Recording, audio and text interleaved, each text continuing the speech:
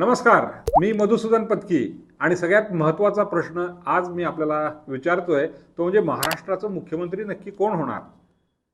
खरं तर सगळेच पक्ष एकमेकांना महाराष्ट्राचा मुख्यमंत्री कोण याचा चेहरा जाहीर करा म्हणून आग्रह करत आहेत. आणि हा आग्रह करत असताना आपल्याच पक्षाचा मुख्यमंत्री व्हावा अशा प्रकारची एक त्याला अंडरकरंट म्हणूया आपण.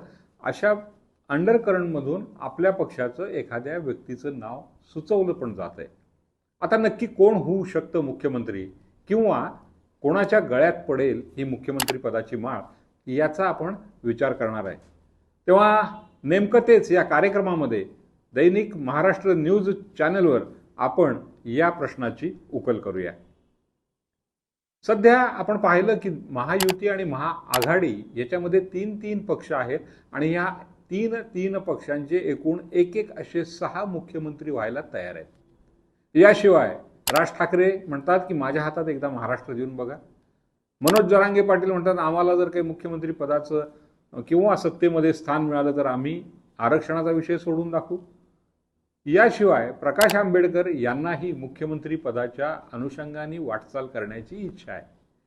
7-8 मुख्यमंत्री आपल्या महाराष्ट्राला मिळू शकतात इतकं चांगलं पोटेन्शियल मला वाटतं इतर कोणत्या राज्यात असेल असं वाटत नाही आहे.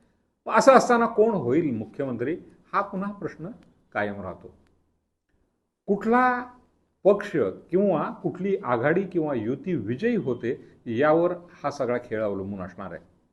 आता हा सगळा खेळ विजयावर अवलंबून आहे तर विजयी होण्याकरता कुठला चेहरा मुख्यमंत्री असला पाहिजे हाही त्यालाच अनुषंगाने असणारा पक्ष आहे.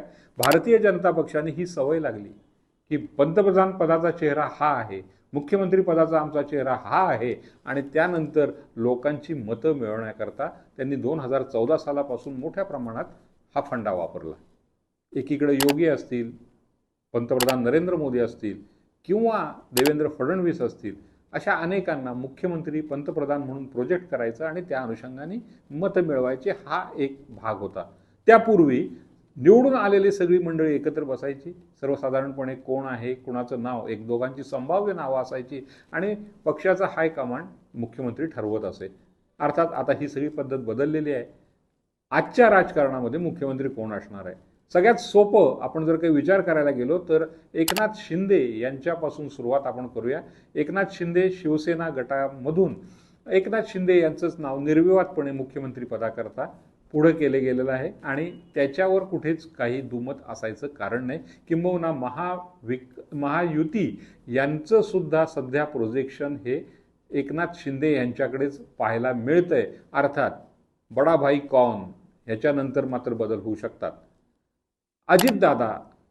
अजितदादा पवार यांनीही आपण मुख्यमंत्री व्हावं अशी इच्छा व्यक्त केलेली आहे. अर्थात त्यांच्या जागा 55 ते 60च्या पर्यंत असतील, त्यात निवडून आलेल्या जागा आणि त्याच्यानंतर त्यांना मुख्यमंत्रीपद मिळेल का हा प्रश्न आहे. थोडक्यात त्यांचं नाव 2ऱ्या-3ऱ्या नंबरला असू शकतं. भाजप सगळ्यात मोठा पक्ष आहे आणि अमित शहा यांनी नुकतंच सांगितलं की आम्ही मागच्या वेळेस त्याग केला 2.5 वर्षापूर्वी, म्हणजेच आता आम्हाला मुख्यमंत्रीपद पाहिजे हे त्यांनी अप्रत्यक्षरित्या सांगितलेलं आहे. 100च्या वर जागा ते लढवत आहेत आणि जर चांगल्या जागा त्यांना मिळाल्या तर मुख्यमंत्री देवेंद्र फडणवीस हे निर्विवाद असणार आहेत. तेव्हा देवेंद्र फडणवीस आणि एकनाथ शिंदे यांच्यापैकी कोणतरी महायुतीचा मुख्यमंत्री पदाचा चेहरा असू शकतो. त्यातूनही सध्या निवडणुकीचं कॅम्पेनिंग होईपर्यंत एकनाथ शिंदे हे जर काही निवडणूक लीड करतायत, प्रमुख आहेत, तर त्यांचा चेहरा काही अंशी अधिक प्रबळपणे पुढे नेला जाईल. मात्र निवडणुकीनंतर हे चित्र बदलल्याचं नक्की आपल्याला पाहायला मिळेल.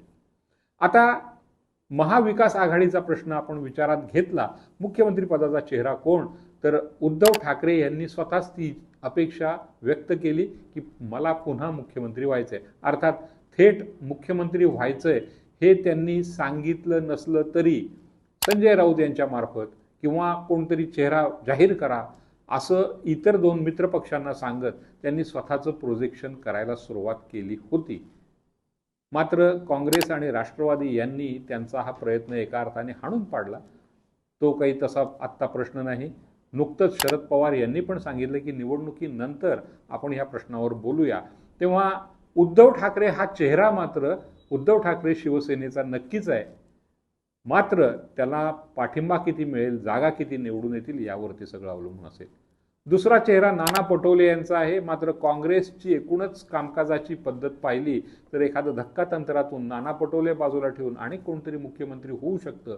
माणिकराव ठाकरेंसारखी एक जुनी व्यक्ती किंवा इच्छुक असणारी व्यक्ती पण त्यांच्या बरोबर आहे. तेव्हा अशा प्रकारे कुठलं तरी एक माणिकराव ठाकरे हेच नाही म्हणत, पण अशा प्रकारचं कुठलं तरी नाव समोर येऊ शकतं. त्यामुळे काँग्रेसमध्ये सध्या दिसणारा चेहरा नाना पटोले हा असेल, पण विजय वडेट्टीवारांपासून अनेक मंडळी मुख्यमंत्री होण्याकरता रांगेत आहेत, हेही मान्य करावं लागेल. त्यानंतर तिसरा चेहरा स्वतः शरद पवार यांच्या राष्ट्रवादी काँग्रेस पक्षाचा आहे आणि त्यामध्ये जे जयंत पाटील यांना महाराष्ट्राची जबाबदारी देईन असं शरद पवार म्हणत असले तरी कदाचित निवडणुकीच्या नंतर निकालांमध्ये गडबड झाली आणि जोडतोड करण्याचा प्रश्न निर्माण झाला तर शरद पवार कदाचित सुप्रिया सुळे यांचंही नाव पुढे करू शकतात. भले कितीही त्यांनी म्हटलं की मी दिल्ली सांभाळणार आणि बाकी जण महाराष्ट्र सांभाळणार, पण पहिल्या महाराष्ट्राच्या महिला मुख्यमंत्री होण्याची जी काही इच्छा आहे, करण्याची जी शरद पवारांची इच्छा आहे, ती स्वतःच्या मुलीच्या माध्यमातून ते पूर्ण करू शकतात आणि वेळ आणि संधी मिळाली तर शरद पवार सुप्रिया सुळे यांचं नाव पुढे करू शकतात. थोडक्यात ही 6 मंडळी मुख्यमंत्री पदाचे चेहरे आपण पाहतो आहोत. याशिवाय धक्कादायक चेहऱ्यांमध्ये असू शकतात की विनोद तावडे यांनाही मुख्यमंत्रीपद भारतीय जनता पक्षाकडून दिलं जाऊ शकतं. यामध्येही बऱ्याच वेळा चर्चा झालेली आहे, त्यामुळे तोही एक मुद्दा असू शकतो. विधान परिषदेवर त्यांना निवडून आणून पुढचं त्यांनाचं पुनर्वसन केलं जाऊ शकतं. 5 वर्षापूर्वी त्यांना एका अर्थाने पक्षातून बाहेर काढलं गेलेलं होतं, त्यामुळे विनोद तावडे यांचंही नाव त्यामध्ये येऊ शकतं. थोडक्यात मुख्यमंत्री पदाचे हे 6 चेहरे आहेत.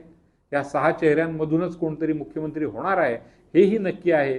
फक्त कुठला पक्ष, कुठली आघाडी किंवा युती ही जास्त जागा मिळवते आणि निवडणुकीनंतर जर पुन्हा एकदा 2019 सारखी परिस्थिती झाली नाही तर मुख्यमंत्री कोण हा फार अवघड प्रश्न नाही.